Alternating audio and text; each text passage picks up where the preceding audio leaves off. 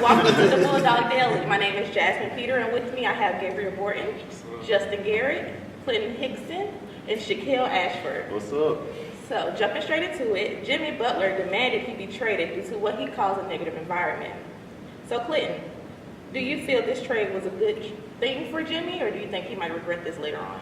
I feel like it was an excellent decision for Jimmy. Well, situation, I would say, for Jimmy Butler. Obviously, getting out of an environment where he felt like you couldn't reach your full potential due to whatever was going on around you.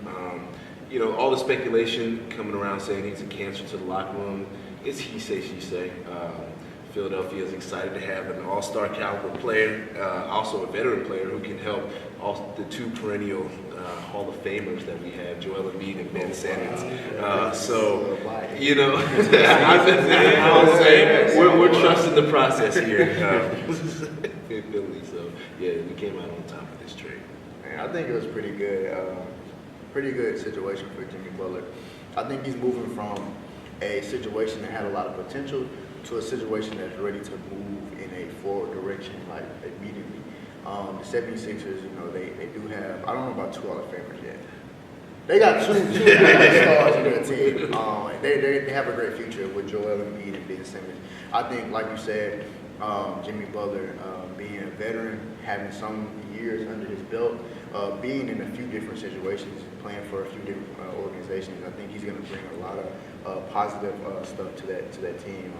They're going to be pretty solid in the East. So, me going into the season, I personally was like, man, the Celtics going to kind of have a cakewalk. But you got the Sixers, you got the Raptors. Yep. It's a good move. See, the interesting thing about that would be to see how they all actually mesh together because they're all dominant ball players. Joel Embiid, ball dominant.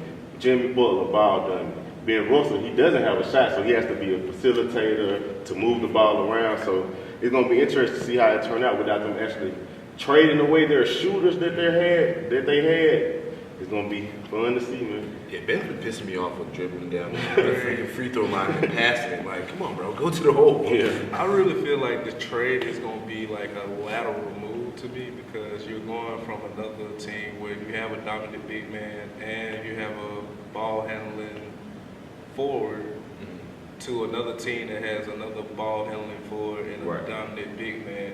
Whereas you have another situation where Markelle Fultz is your point guard, and you came from a situation with Jeff Teague, but the emergence of Derrick Rose now playing as well. So yeah, 11 Rose. So he's coming back to himself. Yeah. So I really feel like this is going to be like a lateral move for them at this point.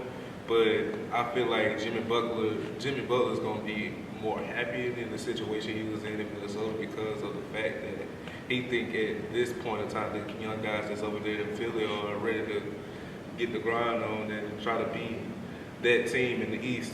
Definitely. It's all say he say, she say stuff anyway. Yeah, exactly. Until the Warriors break up. Speaking of the Warriors, things started to get out of hand between KD and Draymond after they got into an argument at the Clippers game in overtime. The situation left Draymond suspended for a game without pay. So, Gabriel, do you think this was a fair punishment?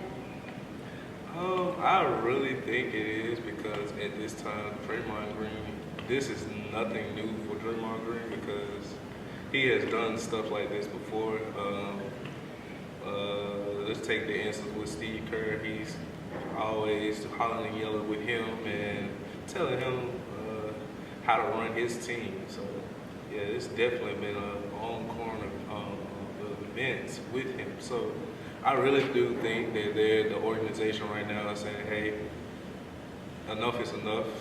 I mean, we want to give you the discipline that you need, but we know that you're a key part to this team that are working together without Steph. That's going forward. I honestly feel like it wasn't a fair punishment on Draymond's behalf. It's kind of like you had two guys get into it, stuff escalate, and you punish one. Whether if he was the person that started it or not. I feel like as an organization for one, I feel like you got to kind of set that boundary. Like no one is above anyone. No matter how much, you might think KD might be a little bit better than Draymond. That's all on the court stuff. True. At the end of the day, I feel like they should be all put on an even keel, because then that sends wrong message in locker room. How does it feel to be that you're a little more important than me, or he's a little more important than them? If that's the case, it wouldn't be a team aspect. So I kind of feel like it could be handled a little different. I also kind of put a little blame on Curry. A lot of that stuff happened on the sideline. As a coach, these are grown men, so you do want them to hash out things. But as a coach, you kind of got to corral that and leave that incident right there. It's done. Let's move on to the next. So I feel like it shouldn't have even really escalated to locker room.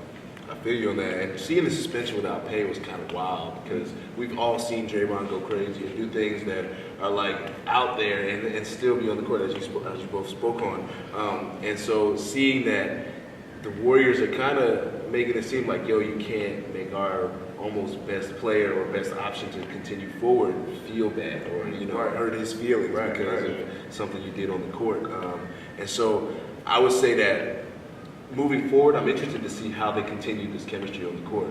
Will they pass each other the ball? Yeah, will they? Will he continue to dribble up the court and fall and let the ball go out of bounds? Because that was costly. And like I said before, you saw KD say I was just trying to win a basketball game, and they didn't win that basketball game. So there's consequences. I agree with this suspension, but not on the behalf or what actually took place between the dispute between the two. You deserve to be suspended because you get that ball to Durant. In the late clutch moments of the game, you get that ball to Durant. He clapping for the ball. Give your all-star the ball. Yeah. Not saying that Draymond Green can't make plays for the team. He's a ball facilitator, good rebounder. He's the anchor of the defense. But when it's time for that, it's time for Durant time. It's Durant time. So that's why I agree with the suspension. Yeah, he was running around the court like, yo, give me the ball. Right. Give me the ball. Right. So switching to NFL, Le'Veon Bell will not play for the Pittsburgh Steelers due to not reporting before the deadline. So Justin, do you think he's going to regret missing out on this multi-million-dollar deal? I don't think he's going to regret it. He's human, so of course in the back of his head, I probably missed out on a few $1 million. But he's not a rookie. It's not his second year, so he has, a resume as far as a few years having, money. I think he's so far detached from the monetary value of what's going on. It's more so of the principle. It's like, how much do I have to do for an organization? For one, that get the respect. I'm a franchise running back. I feel like I should be getting what a franchise running back is supposed to get, especially when you got guys that are maybe not a franchise guy, and they're getting more, when it comes to salaries and contracts like that. So, regret, absolutely not. I think what's going to happen is going to play out, so he's going to get way more than what he would have, quote unquote, missed out this year with. So, I feel like his mindset and his moral and his kind of stand for what he really deserves and kind of believe in, he's not worried about that. I would think too, he may be sitting back thinking, would that $14 million or whatever he missed out on be worth career-ending injury, or something that would prohibit him from getting any type of other endorsements or contract deals. So again, if it's with his family, that may be kind of pushing him to get out there on the field. If they don't understand the long-term consequence or the bigger picture about, again, like you spoke on the principle of getting this amount of money or feeling his worth, that would be, something they would have to deal with. But again, all of us are speculating. This man's clearly fine. He's not holding any, bad blood with his teammates. He's still rooting for players out there on the field. And so, pay that man. Right. That's all I got to say. Pay the man his money. He's more than worth the money that, they're trying to offer him. I would not play this myself. I was in that situation, so pay Le'Veon Bell. Yeah, like I said, I never went to a job, never got paid. Nobody's going to work for me. I really feel for Le'Veon Bell because, for one, you lost the trust of your teammates because they really went to the next minute up. James Conner has been phenomenal this season. Is the third leading rusher this season. So they really felt like, well, since you holding out, we don't really need you, so we're not going to play you because they've been having so many speculations of, is he going to get traded? Is he going to come back? Are they going to give him his money? So he's just been at the crib just waiting and chilling. So I really do feel bad for him, but I think that next year he should have his contract. But I really think this season is going to affect his contract because you didn't play. How are you going to come back off of a season, coming off season? This reminds me kind of so of the Marshawn Lynch. He retiring and came back. So I really feel that's how it's going to end up because right now you see Marshawn Lynch is hurt. So I really feel kind of bad. Listen, y'all. Do y'all feel like the Pittsburgh Steelers kind of got off easy? And the reason I say that is because what if the running back that's playing now, what if he is not having a good season? Right. You know what I'm saying? What if he's not producing? So it's almost like, okay, we have a franchise running back in Bell, but we had a new guy. Yeah. He's producing.